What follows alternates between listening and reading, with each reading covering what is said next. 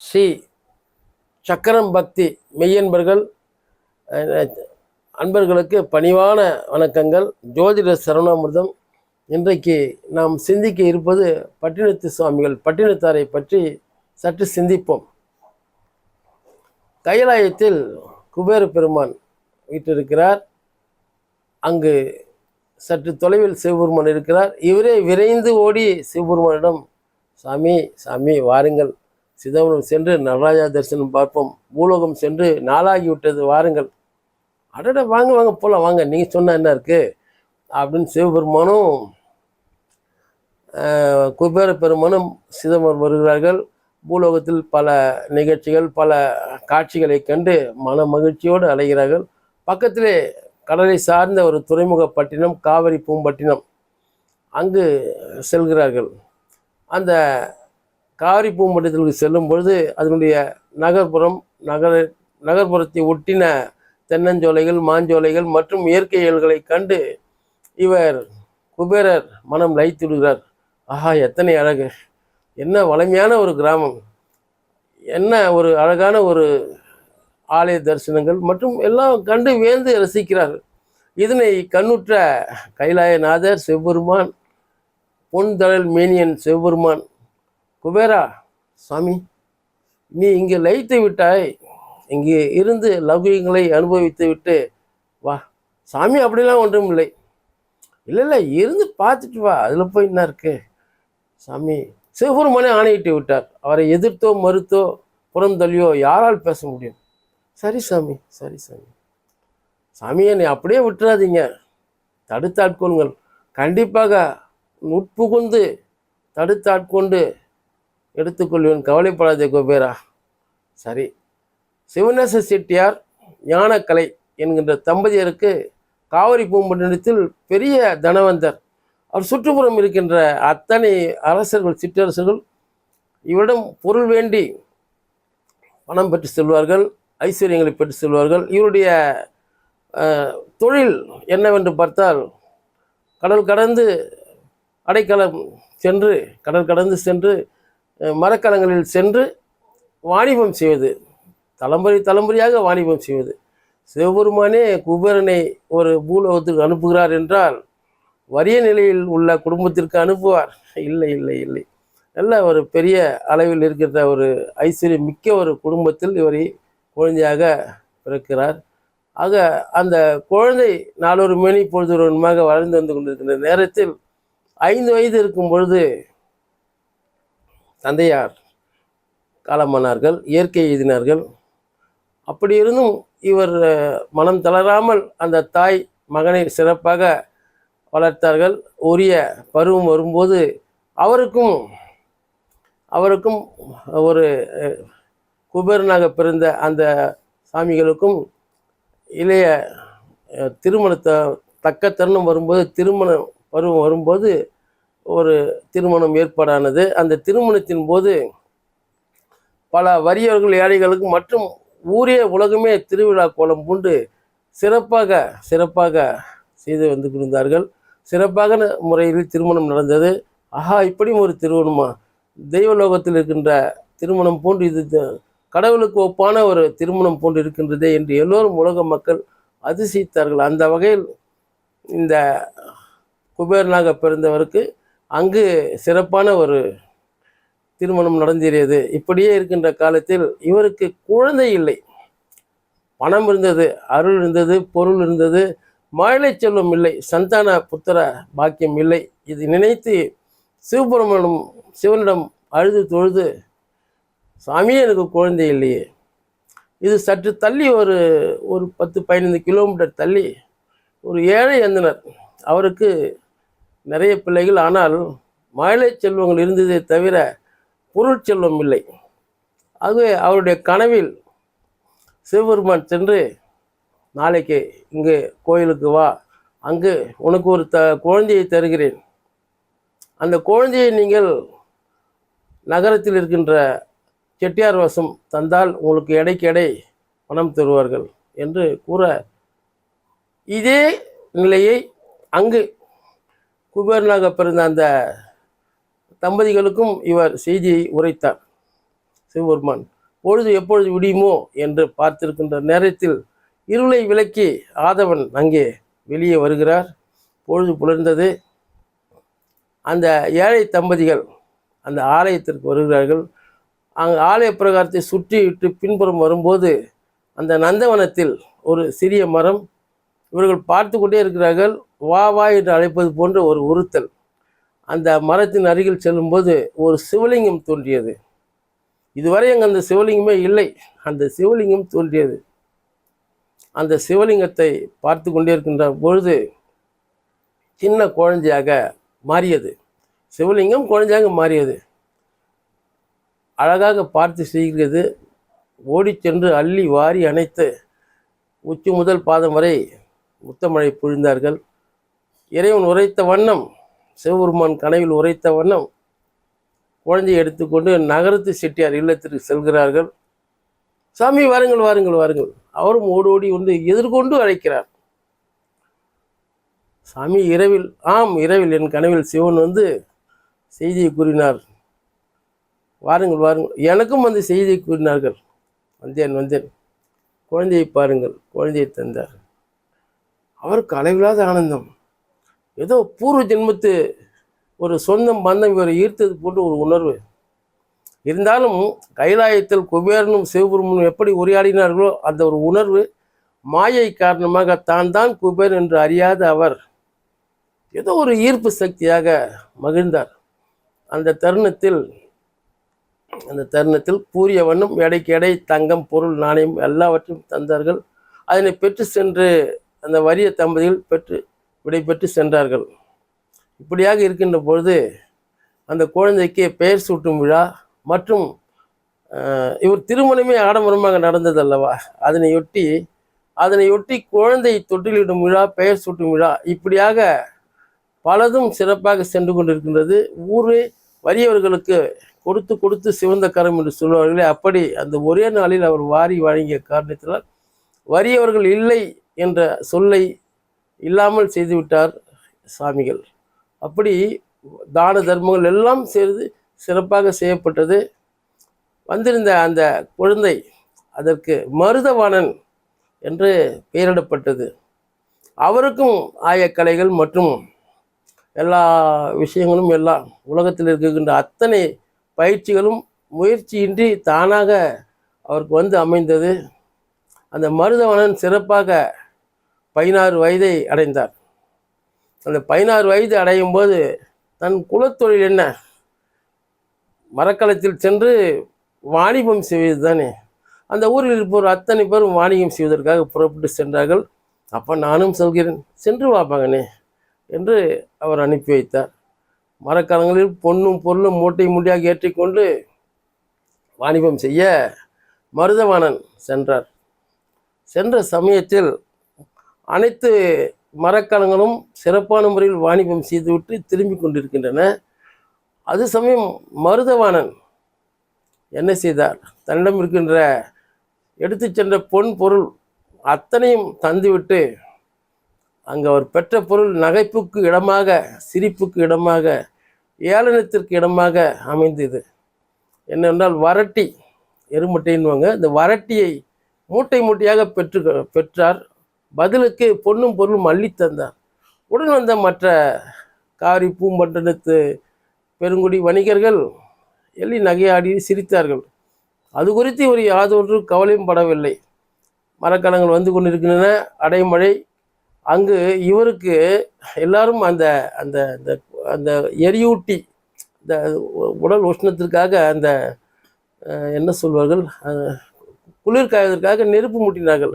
அது சமயம் இவர் பட்டினத்தாருடைய மகனாக இருக்கின்ற மருதவாணன் அவர் என்ன செய்வார், அந்த எருமுட்டி எல்லாருக்கும் கொடுப்பார். அதில் ஒரு சிலர் காசு பணம்லாம் கொடுத்தாங்க. அது ஒரு பக்கம். இவர் எல்லாம் வந்து கரையை அடைந்தார்கள். கரையை அடைந்தவுடன்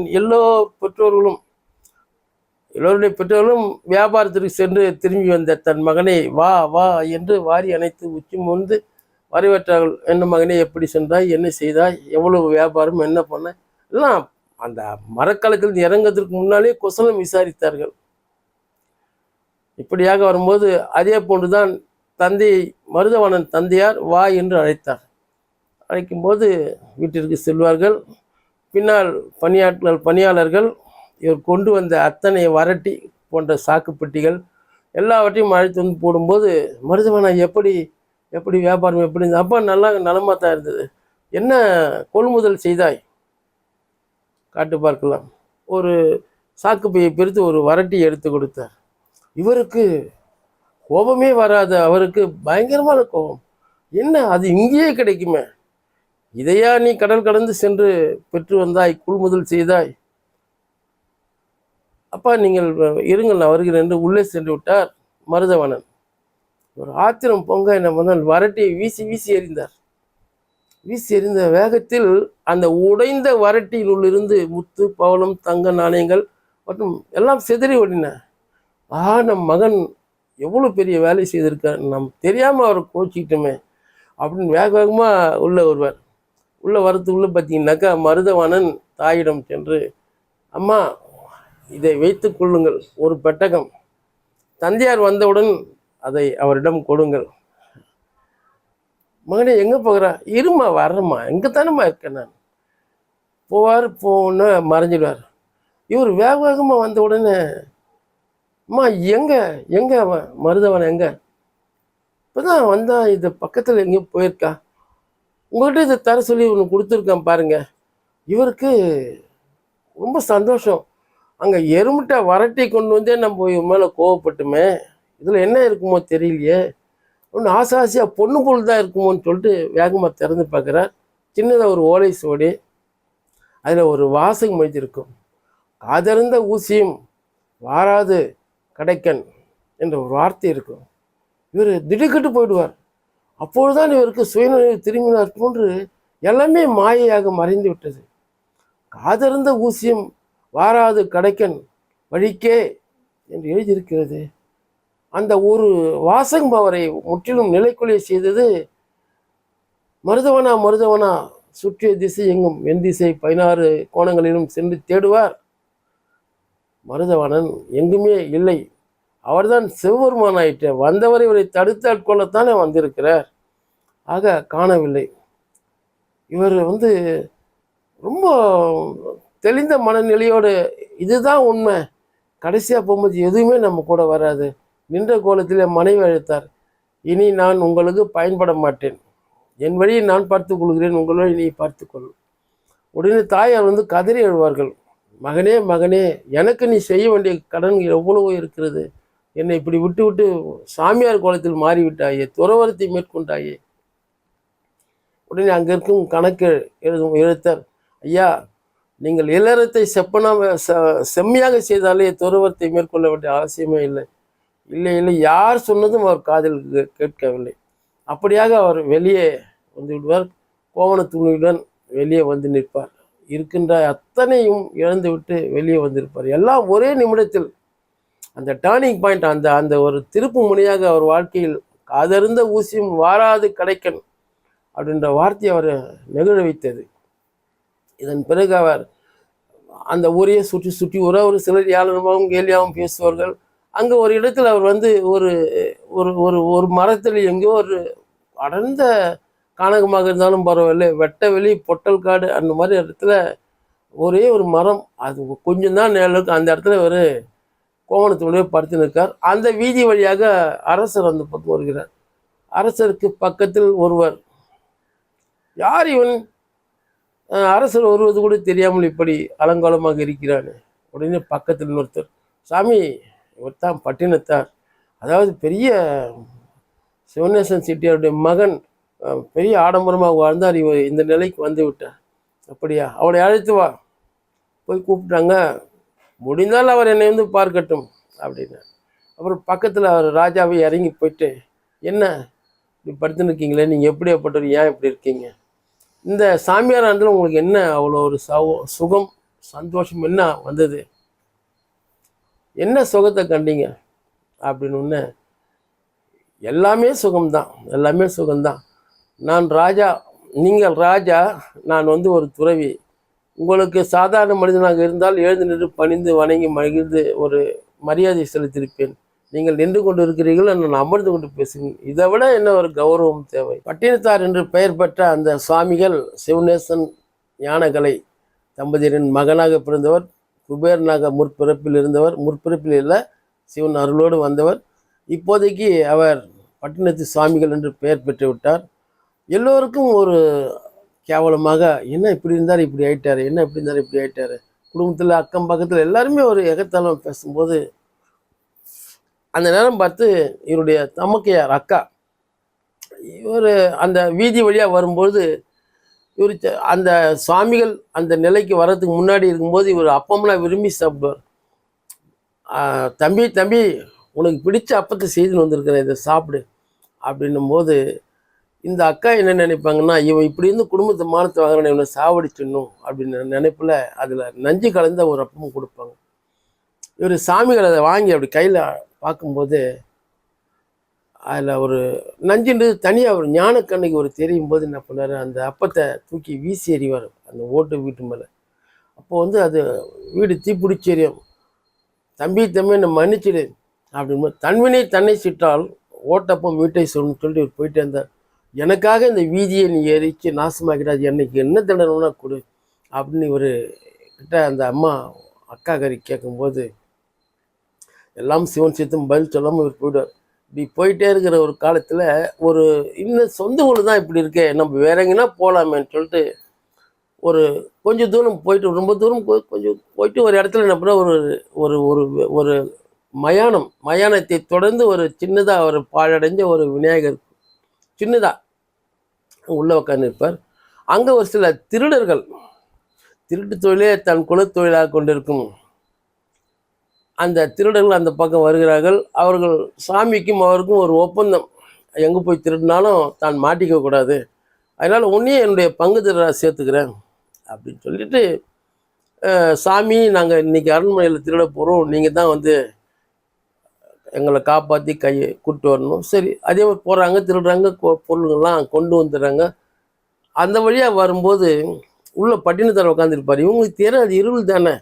அப்போ என்ன பண்ணுறாரு, சாமிக்கு விநாயகருக்கு ஒரு காணிக்க ஒரு முத்துமலையை வீசி எறிகிறாங்க. அப்படி வீசி எறியும் போது அது பட்டினத்தார் கழுத்தில் போய் விழுது.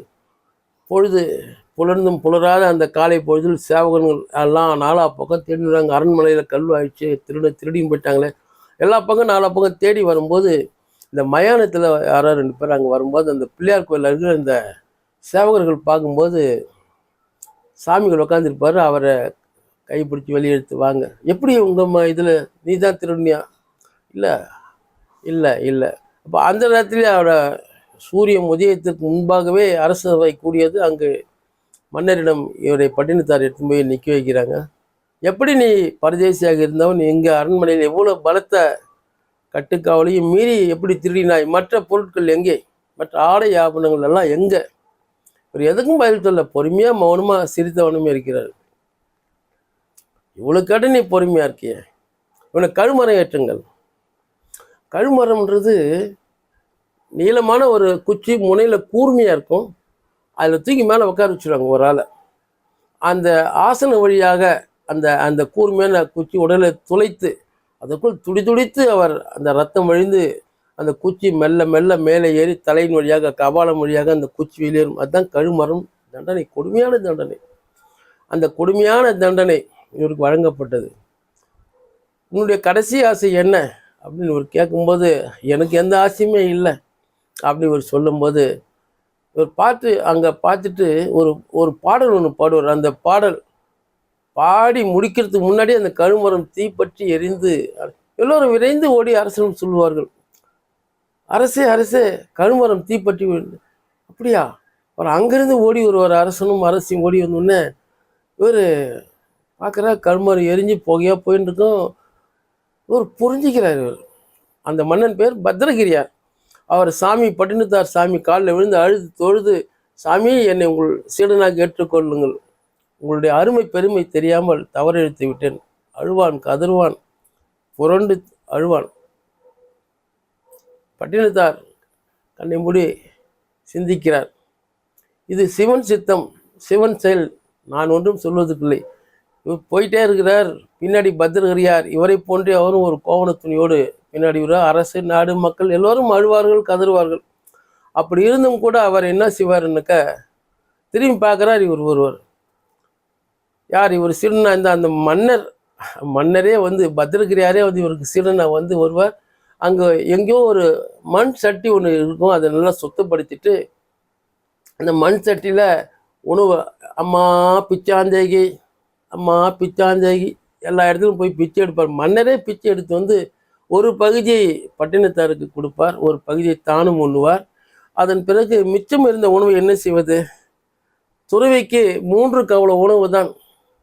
ஆக அதுவும் ஒரு வேளை தான் உண்ண வேண்டும். அந்த 3 கவளத்துக்கு மேலாக இருக்கின்ற அந்த கவள உணவை அப்படி சுற்றி முற்றியும் பார்ப்பார், ஒரு இடத்தில் கொட்டுவார். கொட்டுகின்ற இடத்தில் ஒரு நாய் அதை நக்கி சாப்பிடும். அன்று முதல் அந்த நாய் இவர்கள் பின்தொடர்ந்து வந்து கொண்டே இருக்கும். எங்கு போனால் பட்டினத்தார் முன்னாடி செல்வார், பத்திரகிரியார் பின்னாடி வருவார், கையில் ஒரு சட்டி, பின்னாடி பார்த்தால் ஒரு நாய். இப்படி போகும்போது ஒரு கோபுரத்தின் அடியில் வரும்போது, சரி பத்திரகிரி, நீ கிழக்கு வாசலில் இரு, நான் இந்த பக்கம் மேற்கு வாசலில் இருக்கேன், நீ அந்த பக்கம் இரு, நீ போ, அங்கே இரு, தேவைப்பட்டா கூப்பிட்றவா, உனக்கு எப்போ தேவைப்படுது என்ன வந்து பார், சாமியே என்னை பிரிச்சிடாதீங்க, இல்லை போயிட்டு வா அப்படின்னு சொல்லும்போது அவர் அங்கே கிளம்பி போய் உக்காந்து இருக்கிறார். இப்படி இருக்கிற தருணத்தில் ஒரு எளியவன், ஒரு பிச்சைக்காரன் இவரிடம் வந்து பட்டினத்து சாமியிடம், சாமி பசியாக இருக்குது, எனக்கு ஏதாவது கொஞ்சம் உணவு கொடுங்க சாமி அப்படின்னு கேட்டும்போது, என்கிட்ட ஒன்றும் இல்லை, அந்த கிழக்கு கோபுரம் வழியாக போனீங்கன்னா அங்கே ஒரு சம்சாரி இருக்கான், பத்ரகிரின்னு பேர், அவனை போய் பார், அவங்ககிட்ட இருக்கும், சட்டி வச்சுக்கிறான், அவன் சாப்பாடு சேமித்து வச்சுருக்கான், போய் பார் அப்படின்னு சொல்கிறார். வேறு என்ன பண்ணுவார், அந்த நேராக அங்கே வந்து, சாமி எனக்கு உணவு கொடுங்க, அங்கே இருக்கிற சாமி தான் உங்ககிட்ட போய் பார்க்க சொன்னாங்க, சொல்லுங்கள் உணவு கொடுங்க சாமி. இவர் துணுக்குட்டார், என்னை போய் துணுக்குற்ற அந்த பத்திரகிரியார் என்ன போய் சாமி வந்து சம்சாரின்னு சொல்லிட்டாரு, சம்சாரி போய் பாருன்ட்டாரு, என்ன இது காரணம் அப்படின்ட்டு இவர் பட்டினத்தார் கேட்பார். ஆமாய்யா, முற்றும் திறந்தவனுக்கு எதுவுமே இருக்கக்கூடாது, கோமண துணி மட்டும்தான், நீ கையில் சட்டி வச்சுக்கிற, நாய் வச்சுக்கிற, நீ சம்சாரி தானே, நீ என்னத்தை திறந்த? சாமி இது எனக்கு சொல்கிறது இவ்வளோ காலம் ஆச்சா சாமி, நான் இன்னும் கண்ணியன் ஆகவில்லையே என்று பத்திரகிரியார் விடுவார். கோவம் வந்து என்ன பண்ணுவார், இந்த சட்டியை தூக்கி வீசி எறிவார். வீசி எறியும் போது அது நாயின் மீது பட்டு நாய் இறந்து விடும், சட்டியும் உடைந்து விடும். ஆக இது ஒரு பாடல் கூட சொல்லுவாங்க, சட்டி சுட்டதடா கை விட்டதடா, அது ஏதோ எப்படியோ ஒரு பாடலில் வந்திருக்கும், அது திரைப்படத்தில் வந்த பாடல். ஆக இப்படி இருக்கின்ற தருணத்தில் இந்த இறந்து போன நாய் காசியில் ஒரு மன்னனுக்கு, காசி மன்னனுக்கு மகளாக பிறப்பார். அந்த மகளாக பிறந்த தருணத்தில் உரிய பருவம் வந்த பிறகு காசி மன்னன் இவருக்கு மணமகனை தேர்ந்தெடுக்கின்ற நேரத்தில் மகள் சொல்வாள், அப்பா என்னை திருவிடைமருதூரில் இருக்கின்ற அந்த ஆலயத்தினர்கள் பத்திரகிரியார் என்று ஒருவர் இருக்கிறார், அவரிடம் என்னை சென்று சேர்த்து வையுங்கள் என்று அவள் கேட்பாள். உடனே அவர் என்ன செய்வார், நேராக வந்து இங்கே வரும்போது ராஜா வர்றாரு, ராஜான்னா படை பரிவாரங்களோடு வரும், கூட அந்த இளவரசி வர்றா, பத்திரகிரியார்ட்ட காலுக்கு நமஸ்காரம் பண்ணுறாங்க. சாமி என் மகள் இப்படி சொன்னால், என் மகளை உங்கள்கிட்ட ஒப்படைக்கிறேன். அவரே எல்லாமே கோமணத்துள்ளே உட்காந்துக்கிறார், ஒப்படைக்கிறேன்னு சொன்ன உடனே அவர் என்ன பண்ணுவார், நேராக அழைச்சிட்டு வந்து சாமிக்கிட்ட வருவார், குருநாதர்கிட்ட வருவார். சாமி குருநாதா, என்ன செய்வது, இந்த பெண்ணை என்கிட்ட இந்த ராஜா ஒப்படைச்சேன்னு, நான் என்ன செய்யறது, எனக்கும் ஒன்றும் தெரியலவா, நம்ம கருவறைக்கு போய் சன்னிதானத்தில் சிவபெருமான்கிட்ட கேட்போம், நியாயத்தை கேட்போம் அப்படின்னு சொல்லும்போது அங்கே ஒரு பாடல் பதிகமெல்லாம் வருது. அந்த பாடல் முடிஞ்ச உடனே அந்த சிவலிங்கத்திலிருந்து ஒரு ஜீவ ஜோதி, அந்த ஜோதி பிரிந்து வந்தவுடன் பத்திரகிரியாரும் அந்த பெண்ணும் ஜோதியில் ஐக்கியமாகி விடுவார்கள். இவர் அழுவார், என் சீடனுக்கே முக்தி அளித்து விட்டாயே, எனக்கு எப்பொழுது தருவீர்கள் சாமி, என்னுடைய சீடன் எதற்கும் பயன்படாதவன் என்று நினைத்தவனுக்கு முக்தி தந்து விடுகிறீர்களே, எல்லாம் எனக்கு தெரியும் என்று நினைத்த என்னை இன்னும் பின்தங்கி வைத்து விட்டீர்களே என்று அழுவார் அவர். அப்பொழுதுதான் ஒரு அசரி ஒரு கேட்கும், உனக்கு எங்கே நுனிக்கரும்பு பேய்க்கரும்பு இனிக்கிறதோ அங்கே சென்று நீ இருந்தால் உனக்கு அந்த முக்தி கிடைக்கும். சரி இப்படி இருக்கின்ற தருணத்தில் இதற்கு இடையில் ஒரு சின்ன ஒரு செய்தியை உங்களுக்கு சொல்ல மறந்துவிட்டேன். பட்டினத்தார் பத்திரகிரியை ஆட்கொள்வதற்கு முன்பாகவே வந்து ஒரு இடத்தில் வருவார். அங்கு ஒரு அன்னம் பசி எடுக்கிறது. ஒரு வீட்டில் போயிட்டு உணவு எடுப்பதற்காக உள்ளே நுழைகிறார். யாருமே இருக்க மாட்டார்கள். அப்போ இந்த உணவை அள்ளி சாப்பிடும்பொழுது அந்த வீட்டுக்கு உரிமையாளன் வந்து விடுவான். வந்துவிட்டு யாரோ திருடன் வந்து விட்டான் என்று அந்த விறகு தடி எடுத்து ஓங்கி அவரை அடித்து விடுவான். இவர் அந்த அடியை வாங்கி கொண்டு படுமனமே படு, படுமனமே படு என்று பட்டினத்தார் கூறிவிட்டு அங்கு ஒரு பாடல் என்ன சொல்வார்னா, இருக்குமிடத்தே என் பசிக்கு அன்னம் கொண்டு வந்தால் உண்பேன், அரணே என் தேகம் இழைத்தாலும் உண்ணேன் அப்படின்னு ஒரு பாட்டு பாடிட்டு அவர் வந்து உட்காந்துருவார். அதுக்கப்புறம் பத்திரிகை பார்ப்பார். இதெல்லாம் நடந்த நிகழ்ச்சி. அப்போ மறுபடியும் அடுத்த கதையை தொடர்ச்சிக்கு நான் வருகிறேன். அங்கே வரும்பொழுது நுனிக்கரும் எங்கு கிடைக்கும் எங்கு கிடைக்கும் இப்படின்னு நான் ஊர் ஊராக சிவாலயங்கள் சென்று பதிகங்களை பாடியும் அங்கங்கு மக்களுக்கு அருள் பாலித்தும் மற்றும் சிவன் தொண்டே தான் தொண்டாக செய்து கொண்டிருப்பார். கடற்கரையை ஒற்றிய ஒரு நகரம் திருவொற்றியூர், சென்னைக்கு அருகில் இருக்கின்ற திருவொற்றியூருக்கு அருகே அங்கே வருவார். அங்கே வரும்பொழுது கரும்பு தோட்டங்கள் பக்கத்தில் ஒட்டினால் போன்ற கடற்கரை அது போன்ற ஒரு சிவாலயம் அங்கே ஒன்று இருக்கும். இதனெல்லாம் பார்த்து எனக்கு அந்த முக்தி கிடைக்கும் எக்காலமோ தெரியவில்லையே, நுனிக்கரும்பு இங்கே கரும்பு தோட்டம் இருக்கிறதே, ஒருவேளை இது கூட இருக்கலாமா என்று ஒரு கடையை ஒடித்து கடிப்பார். நுனிக்கரும்பு அவருக்கு இனிக்கும், பேய்க்கரும்பு இனிக்கும். புரிந்து கொண்டார், சிவன் நம்மை ஆட்கொள்ள வந்து விட்டார், இதற்கு மேலே என்ன இருக்குது. அங்கே அந்த பக்கத்தில் இருக்கிற மீன் பிடிக்கக்கூடிய ஒரு இடம், அந்த இடத்துல வந்து பார்த்தீங்கன்னாக்கா அந்த மீனவர்கள் மற்றும் எல்லோரும் கடலுக்கு சென்று அந்த குலத்தொழிலை செய்து கொண்டிருக்கின்ற நேரம் கடற்கரை மணலில் சிறுவர்கள் விளையாடி கொண்டிருக்கின்றார்கள். இவர் சென்று சிறுபிள்ளைத்தனமாக சிறுபிள்ளையாக மாறிவிட்டார் பட்டினத்தார். நாம் இங்கிருந்து கிளம்ப போகிறோம், இந்த இடத்த விட்டு போக போகிறோம், ஒரு விளையாட்டு ஆடலாம், பிள்ளைகளா வந்து என் கூட வந்து விளையாடுங்க, என்னையும் விளையாட்டில் சேர்த்துங்கன்னு கேட்குறார். வாங்க விளையாடலாம். என்ன சாமி விளையாட்டு விளையாடலாம் அப்படின்னும் போது, உங்களுக்கு என்ன வேணும் சொல்லு, எங்களுக்கு ஒன்றும் வேணாம், ஒரு இனிப்பு கொடுங்களேன். எல்லாம் கீழே மண்ணை வாரி கையில் கொடுக்குறாரு. இது மண்ணை போய் யார் சாமி சாப்பிட்றது, இது தின்னு பாடுறா பார்த்தோன்னா இனிப்பாக்கு. சரி நான் அங்கே ஒளிஞ்சிக்கிறேன், தேடி பிடிங்க, தேடி பிடிச்சி கண்டுபிடிச்சிடுவாங்க. மறுபடியும் ஒளிகிறேன், தேடி பிடிங்க, கண்டுபிடிச்சிடுவாங்க.